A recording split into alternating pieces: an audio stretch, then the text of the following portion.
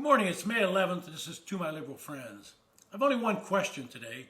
Do you think that Joe Biden and his family engaged in some form of unethical financial scheme to enrich themselves? I spent my entire professional life working around the political system. I was a Senate staffer, a corporate government relations executive, and then in private practice as a lobbyist for multiple clients. I think I got a pretty good idea and handle on how the system works. I want to be upfront about this topic.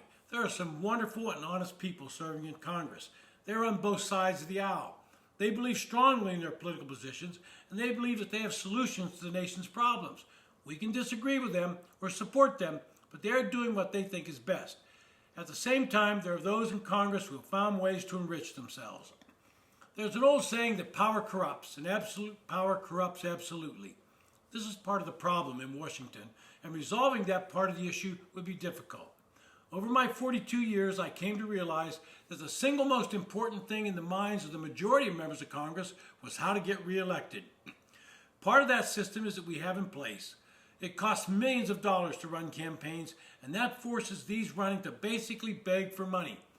We used to call it dialing for dollars, but this constant need to raise campaign money puts these politicians around people who have that money, and in many cases, those politicians start wondering, why don't I have the material things that these people have?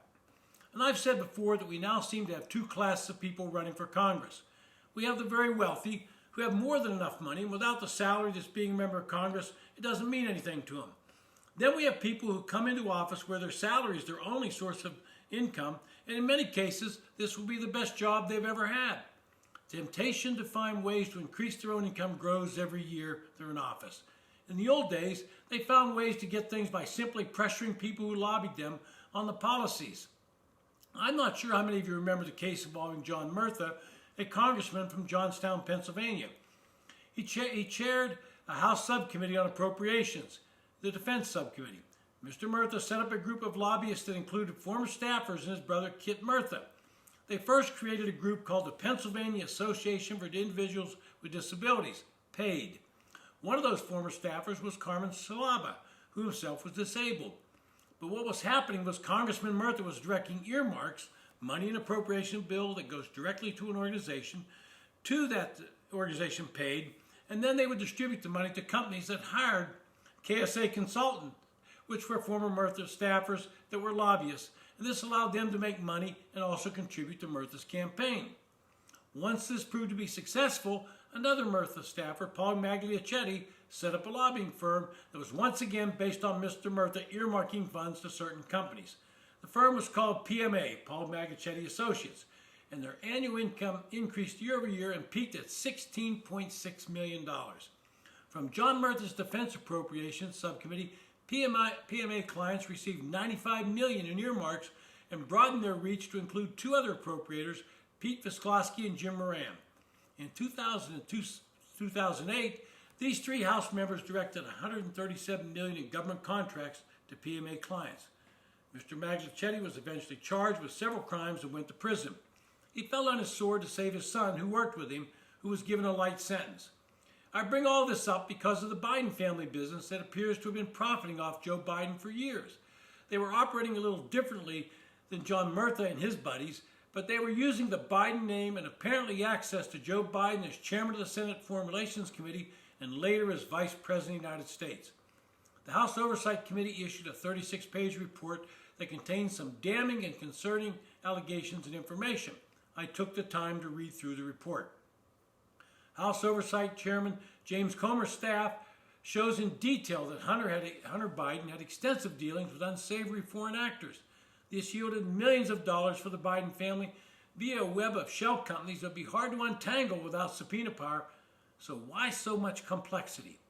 This 36-page report showed Biden family members and their business associates created nearly 20 separate entities shortly before and during Joe Biden's vice presidency. The entities with obscure names: Hudson West, the third Hudson West 5, Owasco, JBB SR Inc., transferred cash from foreign entities. Bank records show that more than $10 million was delivered to Biden family members and companies from these foreign entities in curious ways. I don't care if you're a Republican or Democrat, all of this should cause you pause and ask questions. Some payments came direct from shady characters such as Chinese national Ye Jianming, his associates, and his company CEFC. Mr. Ye had a background in Chinese military intelligence and used CEFC to promote Chairman Xi's agenda globally. One of Ye's deputies, Patrick Ho, was convicted in the U.S. in 2018 on international bribery and money laundering. Mr. Ye's emissary to the U.S., Gong Wendong, in 2017 established a corporate entity with Hunter Biden, each with 50% ownership. Over 14 months, the entity dispersed more than $4 million to Hunter Biden-related companies and another $75,000 to companies related to Biden's brother, James Biden. Mr. Dong used a separate set of complex corporate entities and transfers to send Hunter Biden another $100,000 payment. In 2017, another Ye-related company, State Energy HK, paid some $3 million to Hunter's business associates. At least $1 million was then funneled in 16 separate payments over 3 months to 5 different bank accounts, all related to the Biden name. They included companies associated with Hunter Biden and James Biden, an unknown bank account simply identified as Biden, and a payment to Hallie Biden, the widow of Hunter's deceased brother Beau and later Hunter's girlfriend. The report lays out a similarly complex web of payments to Hunter and associates from an entity that appears to be connected to a Romanian businessman who have been convicted of bribery. In total, Mr. Comer says the committee has identified at least 9 Biden family members that receive foreign income, including Hunter Biden, James' wife Sarah, Hallie, Hunter's ex-wife, Kathleen Buell, Hunter's current wife, Melissa Cohen, and 3 children or grandchildren of Joe and James. And you have to ask yourself, why would payments from these entities be made to grandchildren?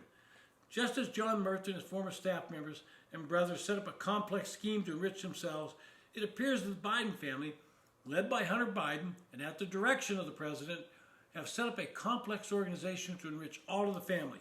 And Joe Biden says he never spoke to his son about what he did on those foreign trips where he accompanied his father. And if you believe that, I've got some beachfront property in Arizona to sell you. It's been To My Liberal Friends. Thanks for listening.